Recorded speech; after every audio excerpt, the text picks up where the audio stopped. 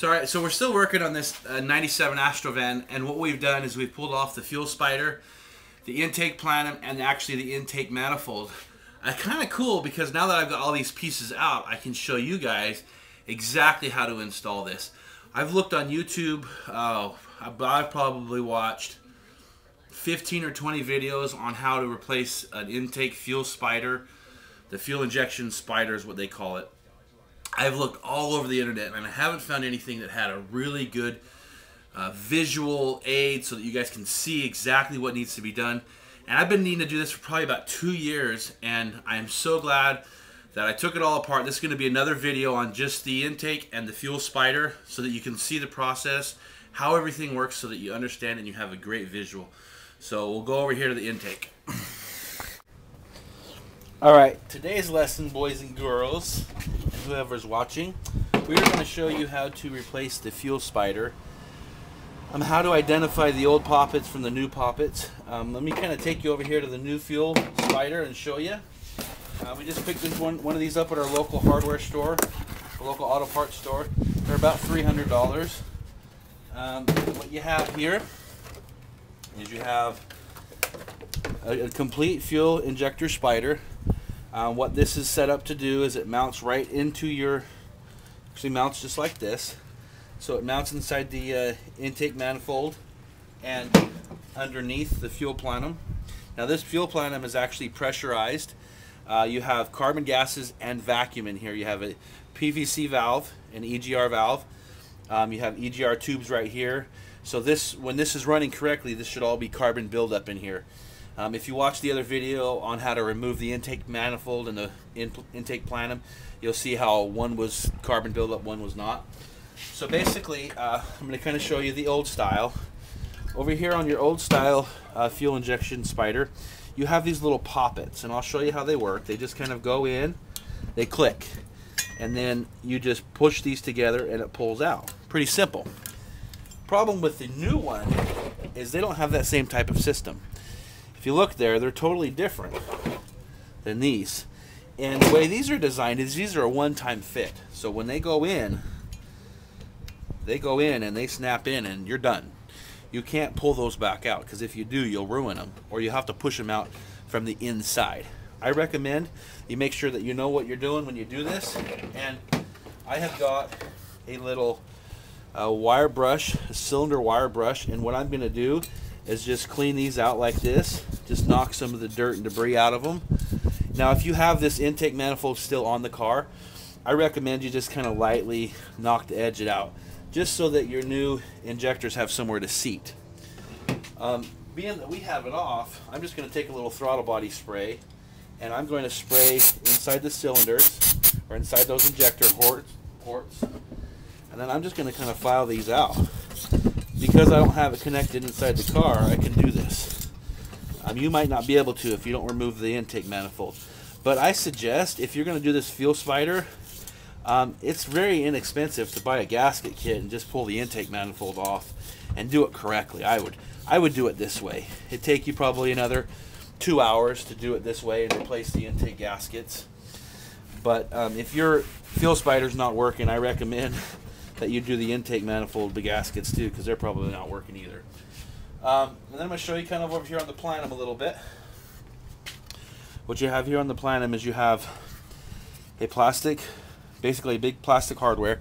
So you want to make sure that there's no cracks or expansions or anything that's swelled up, as this is important because you have to create vacuum in here. You have exhaust gases, PVC gases, you have crankcase ventilation gases in here.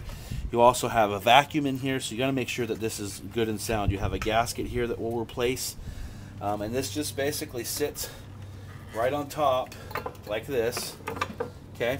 And then I believe you have 10 bolts. You have 1, 2, 3, 4, 5, 6, 7, 8, 9, 10.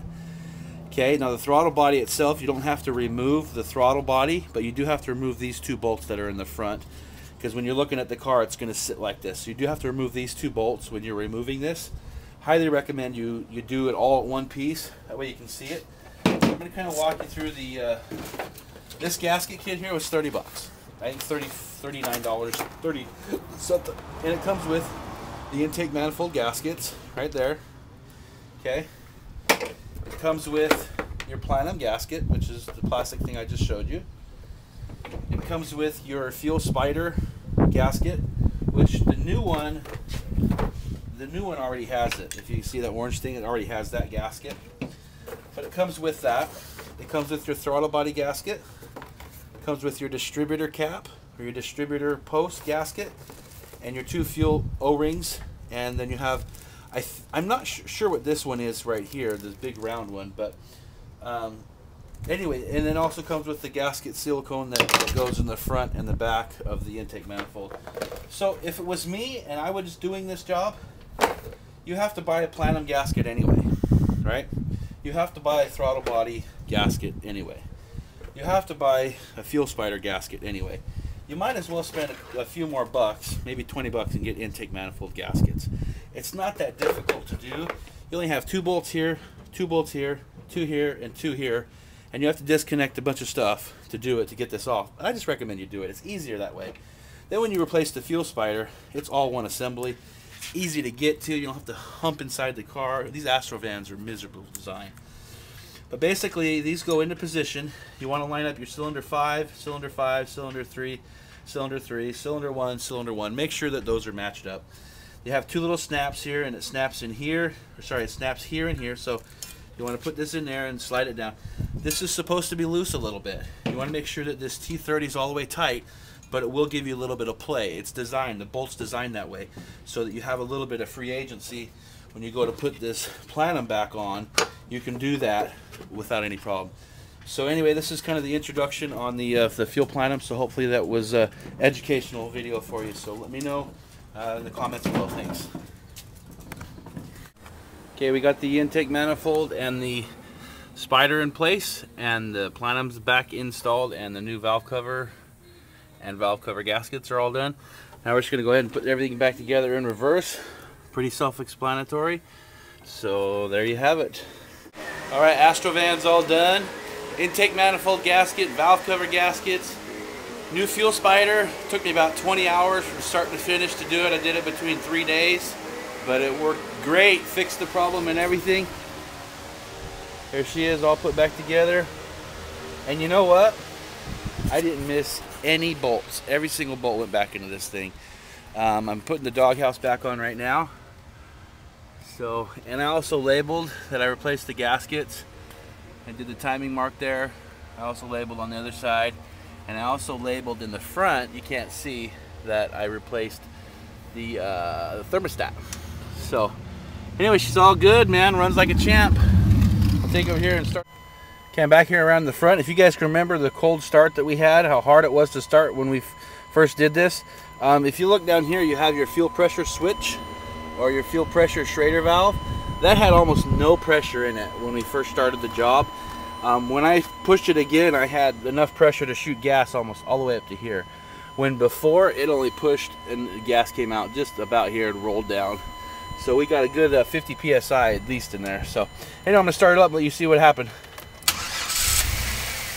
Perfect. That's the way it's supposed to be. So anyway, hey, we got about 6 videos out of this job. We did quite a bit of stuff. So hopefully you enjoyed it. It was educational for you. You can also find me on Facebook, Twitter, and Google+. So talk to you in the next video.